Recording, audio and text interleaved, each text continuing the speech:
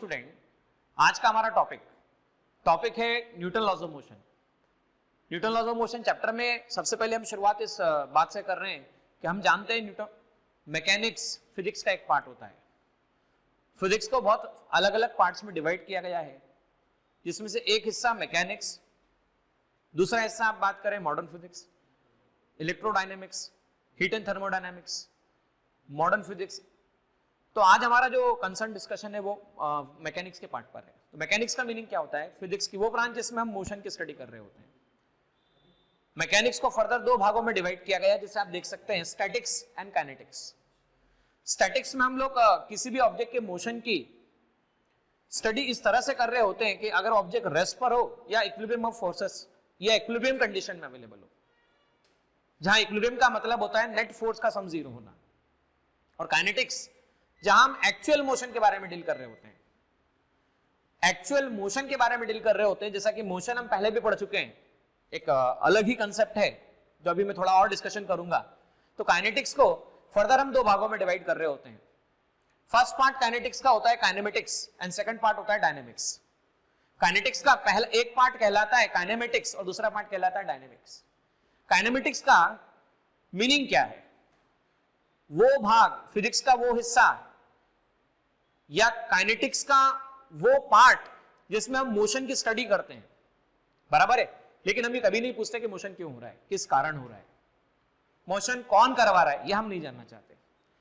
ना हमारा जानने का इंटरेस्ट होता है और ना हम इस बारे में सोच रहे होते हैं।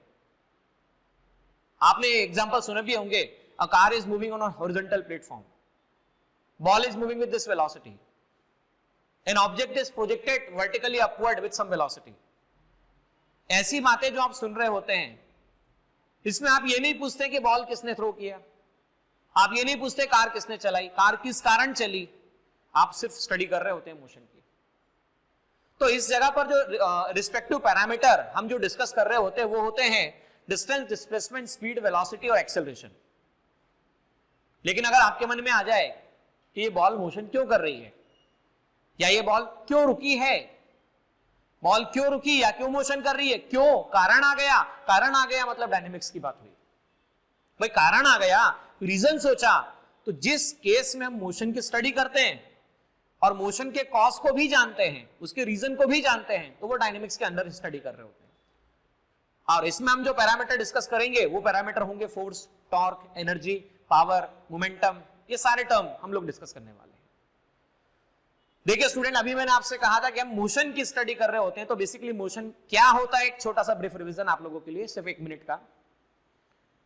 आप जिस घर में सोते हैं, जिस बिस्तर पे सोते हैं, आप अपने घर को कह सकते हैं कि आपका घर रेस्ट पर है। बिल्कुल, घर तो चलता नहीं, घर के तो पैर होते नहीं कि वो रात को चलने लगता है। आपका पलंग चलता नहीं, आप उसे रेस्ट पे कह सकते हैं। लेकिन अगर चांद पे जाके देखा जाए, चांद पे देखा जाए, मून पे जाके देखा जाए, तो अर्थ रोटेट कर रहा है। अब अगर अर्थ रोटेट कर रहा है तो अर्थ पर हर पार्ट रोटेट कर रहा है। तो आपका घर भले चल नहीं रहा है, लेकिन चांद से देखने पर अर्थ रोटेट हो रहा है, तो आपका घर भी रोटेट हो रहा है। चांद से देखो आपका घर चल रहा है, आपके पलंग से देखो घर नहीं चल रहा है, आप जहां बैठे हो वहां से देखो घर नहीं चल रहा है। सेकंड एग्जांपल समझते हैं। 4 व्हीलर के अंदर आपका ड्राइवर, आप और आपका दोस्त बैठा हुआ है, नीचे कोई आदमी खड़ा हुआ है। 4 व्हीलर, ड्राइवर गाड़ी चला रहा है, आप उसके पास में बैठे, नीचे खड़ा आदमी कहता है कि आपकी गाड़ी बहुत तेजी से जा रही है, 60 किलोमीटर पर आवर की स्पीड से जा रही है, डिजिट पता है उसे। आप कहते हैं ड्राइवर बैठा हुआ है, ड्राइवर कहता है कि मेरे साथ बैठे हुए हैं, आप कहते हैं मेरा दोस्त बैठा हुआ है, दोस्त कहता है कि वो इंसान, आप आगे जाते हैं, आप आगे जाते हैं, तो दोस्त कहता है वो इंसान पीछे जा रहा है, और बाहर खड़ा पर्सन कहता है कि आप तीनों मोशन में हैं। तो मोशन बेसिकली रिलेटिव कंसेप्ट होता है। ये क्या होता है? रिलेटिव कंसेप्ट होता है। इसका कोई एब्सोल्यूट मीनिंग नहीं होता है। There is no absolute meaning of motion, जो कि हम पहले भी देख चुके हैं। और मोशन को समझने के लिए 3 बातें समझना जरूरी होता है। कौन देख रहा है, किसको देख रहा है और कहां से देख रहा है। भाई कौन देख रहा है, जैसे पर्सन देख रहा था नीचे खड़ा होकर, नीचे खड़ा होकर पर्सन देख रहा था। तो कौन देख रहा है? पर्सन देख रहा है। किसको देख रहा है? 4 व्हीलर को देख रहा है। कहां से देख रहा है? ग्राउंड से देख रहा है। तो जो देखता है, कौन देख रहा है, कौन का जवाब जो आता है वो ऑब्जेक्ट है, नहीं ऑब्जर्वर है, ऑब्जर्वर है। किसको देख रहा है, इसका जो जवाब आता है, जैसे 4 व्हीलर था वो हो गया ऑब्जेक्ट, और कहां से देख रहा है, कहां से देख रहा है, इसका जो जवाब आता है उसे कहते हैं फ्रेम। क्या कहते हैं? फ्रेम।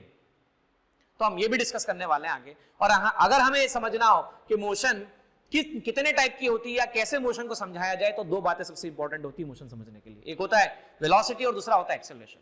वापस समझिएगा स्टूडेंट, एक होता है वेलोसिटी और दूसरा होता है एक्सेलरेशन।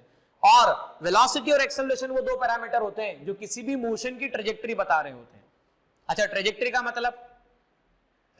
मतलब किसी भी मोशन के एक्स और वाई कोऑर्डिनेट को आपस में रिलेट करने वाली इक्वेशन को हम इक्वेशन ऑफ ट्रेजेक्टरी कहते हैं। या कह लीजिए कोई मोशन किस इक्वेशन के थ्रू गवर्न होगी, कोई मोशन किस इक्वेशन की मदद से समझाई जाएगी, उस इक्वेशन को इक्वेशन ऑफ ट्रेजेक्टरी कहा जाता है। तो अगर वेलोसिटी और एक्सेलरेशन की बात करें, तो अगर वेलोसिटी एक्सेलरेशन पता चल जाए तो हम कह सकते हैं इक्वेशन ट्रेजेक्टरी के बारे में हम जानकारी दे सकते हैं। देखिए यू और ए के डिफरेंट केसेस को देखकर मोशन के डिफरेंट टाइप्स बताए जाते हैं, जिसमें से बेसिक टाइप जो हमें स्टडी करने हैं उसमें पहला टाइप आता है लीनियर मोशन। अब लीनियर मोशन का मतलब समझो, एक पत्थर है, एक स्टोन है, आपने उसको थ्रो किया। देखिए स्टोन को थ्रो किया 10 मीटर पर सेकंड से। स्टोन का एक्सेलरेशन कितना है? स्टोन है 10 मीटर पर सेकंड स्क्वायर से एक्सेलरेट हो रहा है। अब देखो वेलोसिटी और एक्सेलरेशन सेम डायरेक्शन में है, तो इसकी स्पीड बढ़ती जाएगी, बराबर है, दोनों अलोंग है, सेम डायरेक्शन में है। अब आपने क्या किया? पत्थर लिया, स्टोन लिया, एम मास का ब्लॉक लिया, उसको उठा के ऐसा थ्रो किया, जमीन पे थ्रो किया। अब जानते भी आप लोग, जब आप जमीन पे थ्रो करते हो तो कई बार क्या होता है भाई, पत्थर को जब जमीन पे थ्रो किया जाता है तो होता क्या है बताओ ना? सर बोले रुक जाता है थोड़े समय के बाद में। भाई पत्थर को जमीन पे थ्रो करो तो थोड़े समय के बाद रुक जाता है। रुक जाता है तो रोकता कौन है? वो हमारा प्रश्न नहीं है। रोकता जो भी है, मतलब रोक रहा है, मतलब वेलोसिटी कम कर रहा है। तो देखो वेलोसिटी इस तरफ है, रिटार्डेशन इस तरफ है, जनरली हम उसे फ्रिक्शन कहते हैं, दोनों की डायरेक्शन अपोजिट है। तो अलोंग है, अपोजिट है तो अपोजिट है। तो इन लाइन की हम बात करते हैं, जब भी वेलोसिटी और एक्सेलरेशन इन लाइन हो, या तो अलोंग हो या अपोजिट हो, तो इस तरह की मोशन को लीनियर मोशन कहा जाता है। लेकिन आप याद करो एग्जांपल, आपके हाथ में डोरी, आपके हाथ में पत्थर, डोरी को पत्थर को डोरी से बांधा और घुमाना शुरू कर दिया। घुमाते घुमाते आप महसूस करोगे सर्कुलर मोशन है।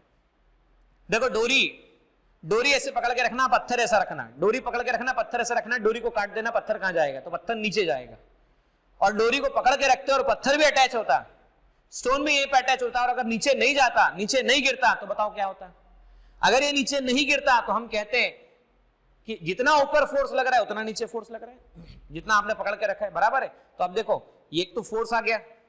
अच्छा, फोर्स आ गया तो जब फोर्स वेलोसिटी या एक्सेलरेशन और वेलोसिटी परपेंडिकुलर होते हैं जब एक्सेलरेशन और वेलोसिटी परपेंडिकुलर होते हैं तो इस मोशन को सर्कुलर मोशन कहा जाता है। और देखो इस चैप्टर को पढ़ने से पहले आपने प्रोजेक्टाइल मोशन चैप्टर पढ़ा, उसमें आपने सीखा था इस मोशन में एक्सेलरेशन कांस्टेंट होता है।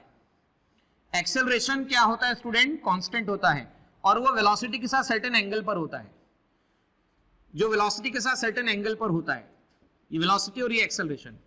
तो ऐसी मोशन को आप प्रोजेक्टाइल मोशन कह रहे होते हैं। कौन सी मोशन कह रहे होते हैं? प्रोजेक्टाइल मोशन कह रहे होते हैं। लेकिन अगर कॉम्प्लिकेटेड मोशन की हम बात करें, तो अगर u और a की कोई रैंडम वैल्यू हो, रैंडम डायरेक्शन हो, रैंडम कंडीशन हो, तो ऐसी मोशन को कॉम्प्लिकेटेड मोशन कहा जाता है। तो आज इस पूरे चैप्टर में हम जो बात करेंगे वो यही बात क्या करने वाले हैं कि मोशन का कारण क्या है, मोशन का कॉज क्या है, डायनेमिक्स क्या है, फोर्स क्या है। चलिए शुरुआत करते हैं नेक्स्ट टॉपिक की।